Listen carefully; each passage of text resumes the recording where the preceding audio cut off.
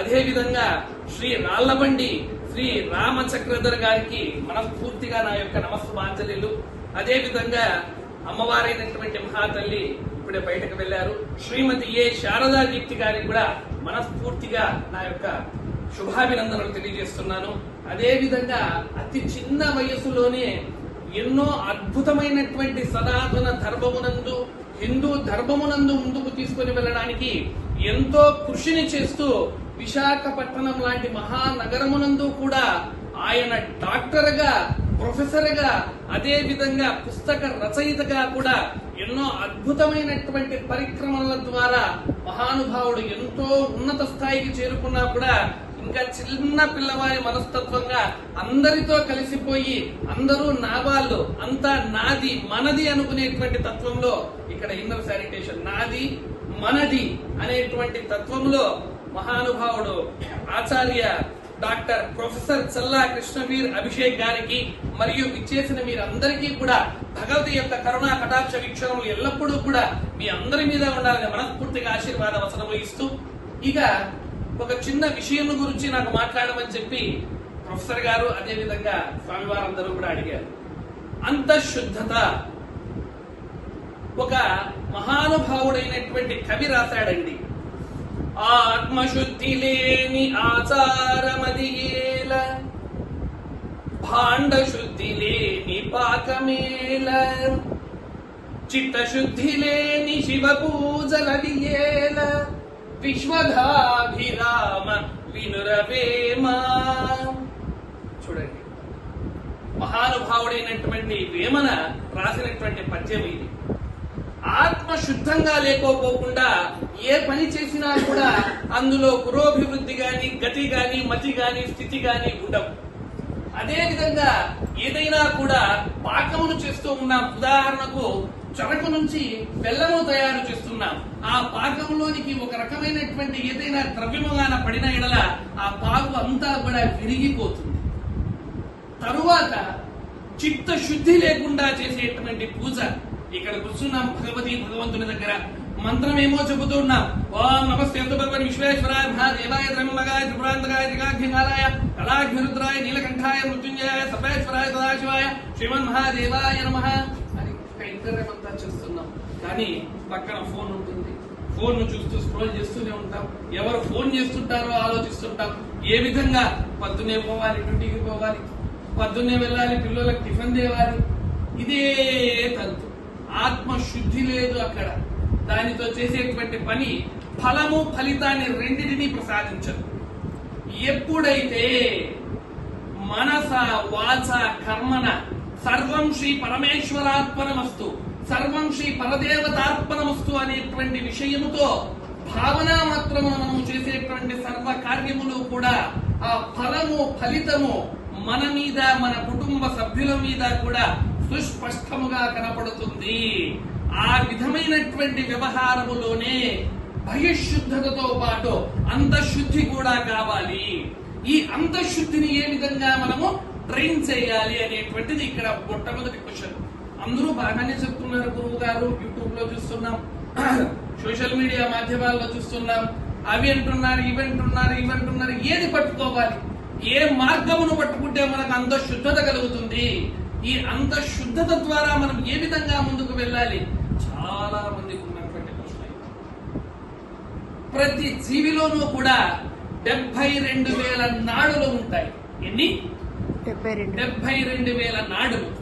ఈ నాడులను మనము తినేటువంటి ఆహారపు అలవాట్లు, మనము చేసేటువంటి వ్యావహారికమైనటువంటి వ్యవహారములతో ఆ నాడులలో శుద్ధత అనేటువంటిది లోపిస్తుంది. ఈ నాడులలో శుద్ధత అనేటువంటిది ఎప్పుడైతే లోపిస్తుందో మనము చేయవలసినటువంటి చేస్తున్నటువంటి పని మీద ధ్యాస అనేటువంటిది లేకపోవడం, పరిపరి విధములైనటువంటి వ్యవహారముల మీద, ఇందాక చెప్పారు కదా, ఈడ భగవతికి పూజ చేస్తున్నా కూడా ఇంట్లో ఏమైందో, బయట ఏమైందో, ఇక్కడ వ్యావహారికమైనటువంటి విషయాల మీద ఆలోచన డైవర్ట్ అయిపోవడం. ఈ 72,000 నాడులను మనము శుద్ధి చేసుకున్నామా, శరీరము, దేహము, దేహమే దేవాలయం, జీవుడే సనాతన ధర్మముగా మారుతాడు. అది ఏ విధంగా చేయాలి? నాడి శుద్ధతను ఏ విధంగా కలిగించాలి అంటే మహానుభావుడు చెబుతున్నటువంటి పతంజలి సూత్రాలలో మీ యొక్క ఇన్స్టిట్యూషన్ లో ఇక్కడ రాసినటువంటి వ్యవహారమే శుచి. శుచి బహిర్గతంగా ఉండేటువంటి శుచితో పాటు శుభ్రతతో పాటు అంతఃశుద్ధి. అంతఃశుద్ధి శరీరములో ఉన్నటువంటి సర్వ నాడులను కూడా శుద్ధి చేసుకోనాయనా, శుచిగా పెట్టుకోనాయనా. ఎప్పుడైతే బహిర్శుద్ధితో పాటు అంతఃశుద్ధి మీద once you concentrate on that point, you will achieve peace in your life. This told Patanjali Maharshi. సూత్రము పతంజలి యోగ సూత్రములలో ముఖ్యమైనటువంటి పాయింట్ ఈ యొక్క శుచి అనేటువంటిది. ఈ శుచిని చేయవలసినటువంటి ఈ 72,000 నాడులలో నాడీ శుద్ధతను కలిగించేటువంటి కొన్ని రకాలైనటువంటి జస్ట్ టెక్నిక్స్ చెప్తాను మీకు. దీనిలో ముఖ్యమైనటువంటిది ప్రాణాయామము. ప్రాణ ప్లస్ ఆయామము అంటే మనము తీసుకున్నటువంటి గాలి, తీస్తున్న వదులుతున్నటువంటి గాలి మనకు తెలియకపోకుండానే ఒక్క నిమిషానికి ఎన్ని జరుగుతుందో ఎవరు చెప్పలేకపోతున్నాం. ఇప్పుడే స్వామి వారు చెప్పారు, స్ట్రెస్, ఆందోళన, ఏమి జరుగుతుందో కోపం. స్వామి వారు చెప్పారు అరిషడ్ వర్గాల గురించి. కామ, క్రోధ, లోభ, మోహ, మద, మత్సర్యములు అనేటువంటి అరిషడ్ వర్గములకు టెంప్ట్ అయినప్పుడు శ్వాస, ఏం చేస్తున్నామో తెలియదు, ఎన్ని శ్వాసలు తీసుకుంటున్నామో తెలియదు, తెలియకుండానే శ్వాసల యొక్క స్థాయి, శ్వాసల యొక్క సంఖ్య పెరిగిపోతుంది. ఎప్పుడైతే శ్వాసను పట్టుకున్నావో నీకు తెలియకుండా కాకుండా నీకు తెలిసి ఆ యొక్క శ్వాస మీద ధ్యాసను పెట్టి మనస్ఫూర్తిగా తృప్తిగా కుంభక పూరక రేచకములను ఖచ్చితముగా నిఖస్తి ప్రమాణములలో ఎవరైతే చేస్తారో వారికి లోపల ఉన్నటువంటి నాడీ శుద్ధత ప్రారంభమవుతుంది. దీనిలో ఉన్నటువంటి వ్యవహారాలు ఏమిటి అనగా ఇందులో ప్రాణాయామములో ఉన్నటువంటి రకాలు కొన్ని మీకు నేను తెలియజేస్తాను. ఇక్కడ మీరు అనుభవించవచ్చు ఆ ఫీల్డ్ కూడా. ఆ ఫీల్డ్ మీరు ఇక్కడ అనుభవించవచ్చు. ఏది కూడా ప్రాక్టికల్.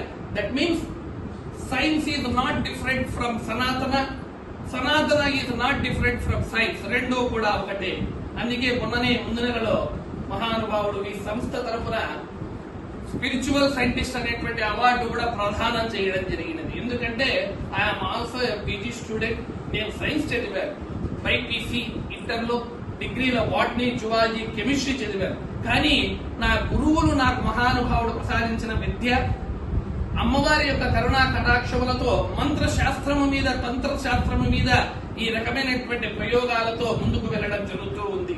కనుక ఈ యొక్క శుద్ధతలు చేసుకునేటువంటి స్థితిలో అనులోమ విలోమ, ప్రాణాయామంలో అనులోమ విలోమ అనగా ఒక ముక్కు నుంచి, అనగా మీకు ఇంకా డెప్త్ సబ్జెక్ట్ చెప్తే టైం లేట్ అవుతుంది, క్లుప్తంగా తెలియజేస్తారు. ఒక ముక్కు ద్వారా మనము శ్వాసను తీసుకుని మరొక ముక్కు ద్వారా బయటకు వదలడము, వదిలినటువంటి ఆ ముక్కు రంధ్రం నుంచే మళ్ళీ శ్వాసను తీసుకోవడము, మరి మిగిలినటువంటి రంధ్రము ద్వారా బయటకి వదలడం. దీనిని అనులోమ విలోమ ప్రాణాయామము అని అంటారు. రెండవది కపాలభాతి. ఇది శ్వాసను ఊపిరితిత్తుల్లో పేరుకుపోయినటువంటి మాలిన్యములను, అదే విధముగా నాడులలో పేర్కొన్నటువంటి అశుద్ధతను, అండర్లైన్ అశుద్ధతను బయటకు పంపించేటువంటి technique. These are all called techniques. తృప్తిగా దిస్ ఈస్ కాల్డ్ కపాలభాతి. దీనిని కపాలభాతి అనేటువంటి పేరుతో వ్యవహరిస్తారు. ఈ కపాలభాతి చేయడం వలన శరీరములో సంప్రాప్తించినటువంటి ఊపిరితిత్తులలో, నాడులలో ఉన్నటువంటి వ్యవహారం బయటకు వెళ్ళిపోతుంది. కొంతమందికి శరీరములో చెమట అనేటువంటిది చేతులలో కావచ్చు, అరికాలలో కావచ్చు, బాడీ అంతా చెమట బయటకి కారిపోతూ ఉంటుంది. ఇప్పుడు స్నానం చేసి వచ్చినా కూడా వెంటనే చెమట అంతా కారిపోతూ ఉంటుంది. దీనిని దూరం చేయడానికి చేయవలసినటువంటి ప్రాణాయామం శీతలి, శీత్కారి. దీని టంగ్ను, గాలిని నోటితో లోపలికి తీసుకోవాలి, నాలుక ద్వారా ముక్కుతో బయటకు వదలాలి. అంటే వేడి గాలి బయటకు వెళుతుంది. ప్రకృతి మాత మనకు ప్రసాదించిన ఎప్పుడైతే బహిశుద్ధంగా ఉన్నప్పుడే ప్రకృతిలో ఉన్నటువంటి గాలి కూడా మంచి ఎయిర్ మన లోపలికి వెళుతుంది. కాబట్టి అంతఃశుద్ధితో పాటు బహిశుద్ధి కూడా మోస్ట్ ఇంపార్టెంట్ ప్రాస్పెక్ట్ ఇక్కడ. ఆ గాలిని నువ్వు లోపలికి తీసుకొని ఈ సాధనను చేస్తే శరీరములో ఉన్నటువంటి ఆ వేడి తత్వం, అగ్ని తత్వం అనేటువంటిది బయటకు వెళ్లి శీతల తత్వం శరీరానికి ఆపాదన జరుగుతుంది. దాని తరువాత భ్రామరి. ఇది కొద్దిగా డిఫికల్ట్ టెక్నిక్, కానీ దీన్ని పట్టుకుంటే మీలో మిమ్మల్ని మీ అంతర్మథనమును చేస్తూ హూ యామ్ ఐ, ఎవరు నేను అనేటువంటి ప్రశ్నను సమాధానము చెప్పేటువంటి టెక్నిక్. ఈ భ్రామరి అనేటువంటి దానిలో మీరు నాసికారంధ్రములను చెవులను భ్రమణము చేసి తుమ్మెద, భ్రామరి అనగా తుమ్మెద, దాని శబ్దం ఏ విధంగా ఉంటుంది? నాదం. ఇక్కడ నాదం మోస్ట్ ఇంపార్టెంట్. ఈ నాద సాధన అనేటువంటిది ఎక్కడైతే ఎప్పుడైతే జరుగుతుందో అప్పుడు భ్రామరి అనేటువంటి ప్రాణాయామం సిద్ధి కలుగుతుంది. ఈ క్రియలను మాత్రమే మీరు దాదాపు 181 రోజులలోపు ఖచ్చితముగా ఉదయం ఒక ముహూర్త కాలము, సాయంకాలము ఒక ముహూర్త కాలము ఎవరైతే సాధన చేస్తారో ఆటోమేటిక్ గా మీ శరీరంలో ఉన్నటువంటి నాడులన్నీ శుద్ధి కలిగి నాడి సిద్ధి కలుగుతుంది. చూడండి, శుద్ధి అయితే సిద్ధి, శుద్ధి కాకపోతే సిద్ధి కాదు కదా, ఏది కాదు. ఈ తత్వమును ఎప్పుడైతే ఆపాదన చేస్తామో ఆ తత్వ సహితమైనటువంటి వ్యవహారముల ద్వారా మనకు సంప్రాప్తించేటువంటి సర్వ రోగములను కూడా జయించవచ్చును. మానవుని యొక్క ఆయుష్ దాదాపు శాస్త్ర ప్రకారము, జ్యోతిష ప్రకారము 120 సంవత్సరములు. అందరూ 100 సంవత్సరం అంటారు. నా గురువు నాకు చెప్పినంత వరకు 120 సంవత్సరములు జాతకం రాసినా కూడా 120 ఇయర్స్ రాస్తారు. ఈ 120 సంవత్సరముల వయసులో నుంచి ఇప్పుడు మన వాళ్ళు ఆయుర్దాయం కరెక్ట్ గా ఎంతవరకు బతుకుతున్నారు? ఇప్పుడు ఉన్నటువంటి ఈ యొక్క కల్తీ యుగములో, అపరిశుద్ధత కలిగినటువంటి వాతావరణంలో, శుచి లేనటువంటి పరిసరాలలో ఎన్ని జీవులు బ్రతుకుతున్నాయి అని అంటే 50-60 సంవత్సరములకు టాటా బాబాయ్ సీయూ బ్యాకప్. హాఫ్ ద పీరియడ్ పూర్తిగా సంపూర్ణమైనటువంటి జీవితం కూడా అనుభవించలేదు. అర జీవితమునకు ఏది, ఏమి, ఎలా అని తెలుసుకునే స్థితిలోనే పలాయనం చిత్తగిస్తుంది. ఇలాంటి పరిస్థితుల యందు ఏ తత్వమైతే మనకు భగవంతులు ప్రసాదించారో ఆ తత్వమునందు ముందుకు వెళ్లి బహిశుద్ధతతో పాటు అంతఃశుద్ధి మీద మీ అందరూ కూడా కాన్సన్ట్రేషన్ చేసి ప్రతి ఒక్కరికి కూడా మీ యొక్క వ్యవహారములలో ముందుకు వెళ్లి జీవన ప్రమాణమును పెంచుకొని చాలా అద్భుతమైనటువంటి వ్యవహారంతో ముందుకు వెళ్ళాలి. ఒక చిన్న ఉదాహరణ చెప్తారు. చాలా మంది భజన చేస్తూ ఉంటారు, చాలా మంది భజన చేస్తూ ఉంటారు, సంగీతం టెంపుల్స్ కి వెళ్తూ ఉంటారు. అక్కడ వెళ్ళినప్పుడు ఏం చేస్తారు అంటే ఎవరో పెద్దవాళ్ళని పిలుచుకొని పోయి ఉంటారు. పెద్దవాళ్ళని పిలుచుకొని పోయి వాళ్ళని వదిలేసి ఉంటాం. మనంతకు మనం బయట కూర్చొని రీల్స్, ఇన్స్టాగ్రామ్, ఫేస్బుక్, ట్విట్టర్ తిప్పుతూ కూర్చొని ఉంటాం. ఒక్కసారి మీరు ఆ యొక్క భజనా ప్రాంతంలోనికి వెళ్లి కూర్చొని అక్కడ చేస్తున్నటువంటి వ్యవహారములలో భగవంతుడు మనకు 2 కర కమలములను ఇచ్చాడు, అనగా 2 చేతులను. ఈ చేతులు ఆ తత్వములో ఏమిటికి ఉపయోగపడుతుంది అంటే అక్కడ చేసేటువంటి గానామృతం ఏదైతే ఉందో, రామనామము రామనామము రమ్యమైనది రామనామము, రామనామము రామనామము రమ్యమైనది రామనామము. ఒక్కసారి ఆ భజన అయిపోయేంత వరకు మొట్టమొదటి నుంచి లాస్ట్ వరకు కూర్చొని ఇలా తాళం వేస్తూ 2 చేతులను చప్పట్లు చేస్తూ, మీకు వస్తుందా రాదా సంగీతం అవసరం లేదు, చప్పట్లు చరచండి. ఈ నాడులు ఏవైతే లోపల ఉన్నాయో, రక్త సరఫరా అనేటువంటిది ఏదైతే సరిగ్గా లేదో, ఏ విటమిన్స్ యొక్క లోపముతో మీరు బాధపడుతున్నారో, ఈ తప్పట్లు చరచడం వల్ల ఈ ఆపాద మస్తకము నాడులన్నీ కూడా డీకంపోజ్ అయిపోతూ ఇక వాటి స్థితి లేకుండా పక్షవాతము, పెరాలసిస్ వస్తుందనే స్థాయిలో ఉండే వాళ్ళు కూడా బాగా అయిపోయిన వాళ్ళు ఎంతో మంది, చాలా మంది బాగా అయిపోయిన వాళ్ళు ఎంతో మంది ఉన్నారు. ఏది కూడా పెద్దలు మనకిచ్చినటువంటి వ్యవహారము ఏది అబద్ధం కాదు.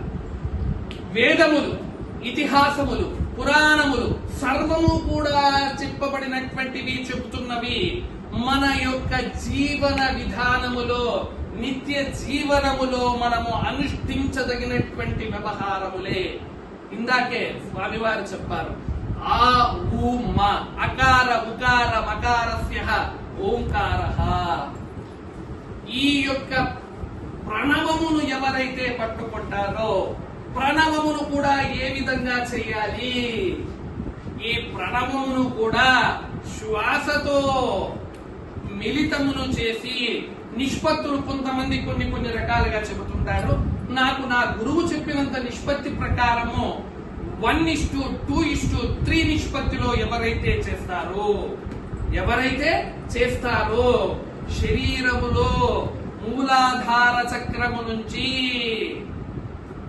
ఆపాద మస్తకము పైన ఉన్నటువంటి ఈ యొక్క చక్రములు అన్నీ కూడా షట్ చక్రములు యాక్టివేట్ అవుతాయి. షట్ చక్రములు యాక్టివేట్ అవుతాయి. ఒక్కొక్కసారికి మీకు తెలియకుండానే కొన్ని గెస్ చేస్తూ ఉంటాం. ఈ రోజు మా ఇంటికి ఎవరన్నా బంధువులు వస్తారేమో గెస్సింగ్, కానీ వాళ్ళు వచ్చేసి ఉంటారు. స్ఫురణ, వాళ్ళు వచ్చేసి ఉంటారు. ఈ రోజు నేను బయటకు వెళుతూ ఉన్నాను, నా మిత్రుడు, పాత మిత్రుడు, మిత్రురాలు ఎవరన్నా కనపడతారేమో. ఖచ్చితంగా కనపడి ఉంటారు.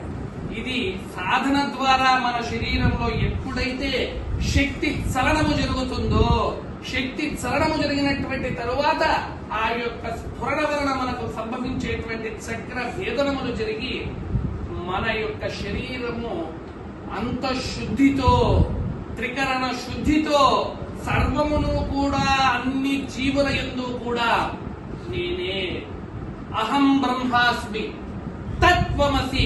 ఇక్కడ ఒక చిన్న ఉదాహరణ చెప్పి ఈ యొక్క ప్రసంగమును ముగిస్తాను. మహానుభావుడు ఇక్కడ అందరికీ తెలిసినటువంటి ఒక గొప్ప వ్యక్తి యొక్క చరిత్ర చెప్తారు. కాళీమాత యొక్క ఉపాసకులలో చాలా గొప్పవారు ఎవరండి? మహారాజులలో, ఉపాసకులలో. అంటే అమ్మవారిని మన ఇక్కడి నుంచి వెళ్లి కలకత్తా ప్రాంతములో దక్షిణ కాళీ ఆశ్రమమును ఏర్పాటు చేసినటువంటి మహానుభావుడు ఎవరు? వెరీ గుడ్, రామకృష్ణ పరమహంస మహానుభావుడు. ఆ మహానుభావుడు చాలా గొప్ప కాళీ ఉపాసకుడు. కాళీమాత యొక్క తత్వములో కాళీ సిద్ధులు అని చెప్పాలంటే ఆ మహానుభావుడి మొట్టమొదటి స్థాయిలో అగ్రగణ్యునిగా చెప్పవచ్చు. అలాంటి గొప్ప వ్యక్తి దగ్గరికి ఒక మహాతల్లి, ఈ మహానుభావుడు చాలా గొప్ప వ్యక్తి అని అందరూ చెప్తూ ఉంటారు. ఒకసారి నా కుమారుడు ప్రతి రోజు కూడా పంచదార విపరీతంగా తింటూ ఉన్నాడు, స్వీట్ విపరీతంగా తింటూ ఉన్నాడు, ఏమి చేయాలో నాకు తెలియకపోకుండా ఉంది. చూద్దాం, పాఠశాలలో గురువు చెప్పినా వినలేదు కదా, ఈ మహానుభావుడు చాలా గొప్పవాడు అంటారు కదా, చూద్దాం, ఈయన్ని పరీక్షిద్దాం అని చెప్పి పిల్లవాడిని చేతిలో పట్టుకుని స్వామి దగ్గరికి వెళ్తుంది. అప్పటికే ఓ లైన్త క్యూ అక్కడ నిలబడి ఉంది. స్వామివారికి పాదపద్మములకు నమస్కారములు చేసుకుని మనస్ఫూర్తిగా స్వామి ద్వారా ఆశీర్వాద వచనంలో గైకొని పిల్లల అటు నుంచి బయటకు వెళుతున్నటువంటి భక్తులు ఒకవైపున, స్వాముల వారిని దర్శనార్థం కోరి స్వామివారిని దర్శించుకున్నట్టుగా వెళుతున్నటువంటి భక్తులు మరొక చోటన ఉండగా, ఇక ఆ మహాతల్లి తన యొక్క పుత్రుడిని తీసుకుని స్వామివారి ముందుకి వెళ్లేటువంటి సమయం ఆసన్నమైంది. అమ్మా తల్లి, ఏమి తల్లి నీ యొక్క కష్టము అని మహానుభావుడు అడగగా, అప్పుడు ఆ తల్లి అంటుందంట, స్వామి, నా కుమారుడు చాలా మితిమీరినటువంటి పంచదారను, స్వీట్స్ ని ఎక్కువ తింటున్నాడు, దయచేసి మీరు కొద్దిగా తినద్దండి నాయన అని చెబితే నా కుమారుడు మానివేస్తాడేమో స్వామి. ఎక్కడెక్కడో ప్రయత్నాలు చేశాను, కొట్టాను, అరచాను, తిట్టాను, పాఠశాలలో గురువులతో చెప్పించాను, నాకు తెలిసినటువంటి బంధుమిత్రులతో చెప్పించాను, కానీ వినలేదు. మీరు కొద్దిగా అలా చెబితే మారతాడేమో అన్నటువంటి ఒక సంకల్పంతో తమరి యొక్క చెంతకు వచ్చాను స్వామి అనే మహాతల్లి చెప్పగా